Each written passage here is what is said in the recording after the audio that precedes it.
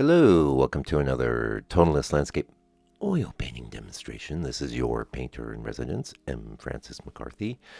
And the painting I'm bringing you today is called Twilight Creek, 6x8. Painted this a couple weeks ago. You can see our board is prepped with the old house paint treatment. So you know the swatches at the paint store. Those are pretty good, I think, for you've got to put something on your board. Now, this is a bit of MDF. You've got to put something on it. Otherwise, what happens is your paint over time will become absorbed up into the board. So, I did a lot of different things. In fact, long time I was just tinting transparent gesso, which transparent gesso is kind of expensive. As is the tubes of acrylic paint. So if you're looking at the economics of it, getting like a small tester pot of house paint for maybe $20 or so. Well, that's New Zealand. I imagine in the U.S. it's probably $10. That'll prep a lot of boards. It's a good way to go. And I have quite a few different colors I've come up with, like a raw umber tone, a burnt sienna tone, a yellow ochre tone. For the most part, those are the kinds of colors I'm going to want to paint in. Of course, I do still like the basic color of hardboard. Colors I don't think are very good to paint on might be green. Maybe blue, who knows? Depends on what you're trying to paint. Maybe for a nocturne it might be pretty cool. The thing is with the color of your... I want to point out here that you see I'm using what I call a stubby, and now this brush has been worn down, but what I wanted to say is that this video version of it is in the members area live, real time, and I do a lot of teaching as I paint. I mean, I'm not teaching every minute, but I honestly believe that's, this is great, the 15-minute stuff. I'm always trying to pass along insights and tips, but if you really want to get into some knuckle-down painting instruction type stuff, join the members area at $6. I split that with Google, and you can tip in, tip out, whatever. So, yeah, the ground color, why it's really critical, because you can see I'm just making expressive brush strokes. In fact, my whole modus operandi for this painting, and most of my paintings lately, have just been to do it quickly. I just want things to be fresh. I don't want anything too tight. I'm just not into that right now. I can always function in that manner. I can always start bringing in extra layers of small contrast and detail and things like that, but you've got to follow the impetus that's in you at the moment as an artist. Of course, that'd be probably a topic for another video. Not that I have any video topics here, but yeah, so you can see the underpainting's done. Now the underpainting I put when I'm working on a nice burnt sienna tone like this, I'll start with burnt umber, but I will kick in a lot of, like in this case, rose madder from Rembrandt, which is kind of like an alizarin crimson without some of the purple overtones. It's a great color. And now say I'm working on hardboard, which is a little more neutral, I might bring in some perylene, but here I didn't do that. I want you to notice how I'm using the brush there, and I'm not holding it like it was a pencil or something. Many times I do. I'm not too sussed about that, but or bothered, I should say.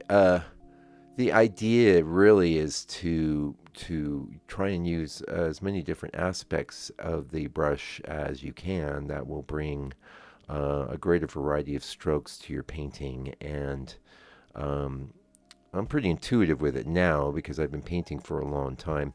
The other thing you might notice is this sky is not, there's a lot going on, so I really didn't want a lot of, cloud sort of information in the scene. Pretty simple and basic transition there, but you always need to have a transition unless that's your style to paint completely flat things. You always want a transition, a gradation, a modulation. I use a lot of different terms for the same sort of thing, and I'm always attempting to find ways to modulate and move things around. That's far better for creating interest in your paintings than thinking extra layers of detail are going to provide that interest, because really that's sort of the opposite of what's going on. What you want to remember as a painter is that everybody looking at your work is familiar with nature. We're all products of nature. We've all been in nature. We know what trees look like, skies look like, clouds look like at a very deep, fundamental level. So it's incumbent on you to just sort of indicate things in an expressive way that carries the feeling, right? That is what's valuable. Now, I wouldn't expect anyone to paint like I paint. I paint the way I paint because I feel the way I feel. I am the person I am. But whatever kind of person you are, whatever you're doing, whatever you're up to, you feel things. You have an impetus that comes from nature that stimulates. Oop, what's this? The book? Hey! Yeah, we shipped out a few books this week. Was happy to do that. Happy to send it. That's a slower take, too. I wanted you to see it. Condenses about 10, 13 years of knowledge into one tome. Basically, my whole journey of how to paint in a tonalist manner. There was very few books out there about that. Everything seems to be real focused on Impressionism. And believe it or not, the whole modern style is basically modified Impressionism, not dissing him or slamming him or nothing like that. In fact, probably use more than a few Impressionist tropes in my work. But when I came across tonalism and my response to it was quite intense and emotional, I found very little information on how to paint that way. So, one of the big keys is what I started out the video with. Start on a nice color, a rich color like a red or something. You'll be well on your way. Generally your Impressionist pieces will be worked on a lighter ground, maybe even white, that kind of thing, or slightly tinted, or tinted with a wash and that kind of thing. This is a far more intense kind of statement. It's a stronger, more intense way of painting, honestly. It's like the difference between, I don't know, a little sprinkle of garlic powder or half a clove of garlic, or half a bulb of garlic, right? We're pretty strong here, and that's what we like. And we want to make a strong, emotive, poetic expression of our interpretation of the scene.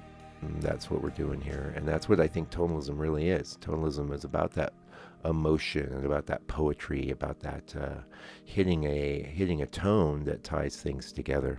Yeah. Anyway, yeah, the color ground is so critical for that, and as is, one of the now there was an innovation that both the Impressionists and the tonalists shared, and that was looser, more expressive brushwork. You'll see that in the work of your Monet or your Sargent or any of these guys, your George Ness, obviously, and all the other famous or semi-famous tonalists, since tonalism isn't that well known. And honestly, I had one point I was someone I was working with some marketing on saying, tonalism, I don't know what that is, and I'm like, yeah, well, I don't care. And actually, we hopefully have given you some good information. I think I'm going to spend the last bit of this video just talking about something else, if you don't mind. Just sit back and enjoy the painting coming together. I think it's a nice little painting, and you can groove to that. Not that long ago, I had a young person come to me, maybe in his 20s, and he's interested in art. He wanted to be an artist. He had heard that I was a fine artist, and also that I was a commercial artist for many years. My career ended around 2010, so it's getting to be quite far back in the rearview mirror now. So it's not like I can speak to much of what's happened in that field for the last 15 years or so, but I did do it. I did do commercial art for about 13 years straight, full time. Yeah. And I made a really good living from it. I was able to, get my own home and stuff, and own a car and have a good life. All because of, and this is in the digital era, I might add. So that kind of ties into some of the things I want to say. So unfortunately, what I had to say to this young man is like, I think you should do art. I believe everyone should do art. And if you want to pursue fine art, great, but don't think you're going to make enough fine art to make a living because of what I'm going to talk about, which is we have a real problem in the modern world, and it's a real problem it's been coming along slowly, but it's absolutely 100% here. And if you're an artist watching this, and you would have experienced this and known it and felt it. You're on the Instagrams or the Facebooks or Twitter. Or, I don't really know much about any of those because I hate all of them. And let me tell you why. Okay, I'm an artist. I want to make paintings. I'm also an intelligent person. I've taught myself quite a lot about marketing and stuff, but what I think is happening to artists in the modern age is they're increasingly forced to become marketers and self-promotional people. And this is really in many ways at odds with the impetus to be a creative person. Now, when you're a creative person, you want to create things. And there you go. You've got something creative, and now it'd be kind of nice if somebody would come along and either look at it or buy it or trade, whatever. You want other people involved. That's natural, very natural. In the old days, when people were attracted into careers as artists, well, the world needed artists because it didn't have AI to spit out automatic images. It didn't have huge recordings of all the art that had ever been made before that could be accessed and easily used for any project. Things like that, the world needed art to be made, and there were people to make it, and you could have a respectable living doing so. And that is probably, it is still going on, but I think it's getting tough. And you've got a couple options. I mean, like a lot of artists go into like the movie industry or the gaming industry, but the grind and the churn in those businesses is really rough, and the anonymity is going to be a bit stifling too. Because I think if you create something, well, one of the challenges I'm really talking about is ego. Okay, I have an ego. I want some credit for what I do, but at the end of the day, I want to wear that very lightly. That's not what I'm about. That's not what my art's about. And so the little whiff of ego that says, "Hey, I'd like some, attention and money for this. This would be great," it's not going to be enough to carry me through the storms of the social media marketing. And I'm not complaining, honestly. I've made my peace with it. This is what I do. I make my paintings and I record them and I share them on YouTube, and I try and help other people that want to make paintings to make better paintings. And I sell my book. I don't make much on that, but I'm really thrilled that it goes out to the world, because I think everyone should be making art. I think everyone should be getting better at making art and getting better at expressing that thing in them, that initial impetus. It says, I want to make something. In my case, it's landscape paintings, and I'm quite focused on that, and that's to my credit, because but not that much, because that's my personality. It's easy for me to focus. Some of you may have a more difficult time with focus, and that might be a good subject for another video. I could definitely impart some of my tips and tricks there. If you're interested in that, let me know in the comments. In fact, the comments is a great place to hear from me about any subject. So basically what I wanted to say is that I think art as a career is basically over. I think if you are somebody that wants to be an artist, if you want to do it as a career, I would recommend making something that is a physical thing, because all of this digital stuff, all these images flying around, I don't think they have much intrinsic value to people. Maybe they do. And so much of what passes for art, selling and marketing and all that these days is just getting people to support you because they like you and they want to. That's where we've had to move when we took art out of a commodity that needed to be produced by human beings into where it is now. Yes, obviously there's still successful people, but I think if you really look at it, it's a getting to be a tougher and tougher game. Anyway, that's a bit of my ramble, a little bit of my rant. I wanted to get it out of my system, but I appreciate you. I appreciate you coming around, and I'll keep imparting good painting info.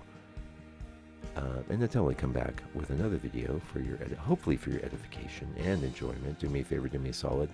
Take good care of yourself, your family, all your loved ones, because nothing is more important than family. If you don't have a family, ask some girl out and make one, okay? Or guy. Anyway, till they come back, take good care, stay out of trouble. God bless you and your family. Fight your power.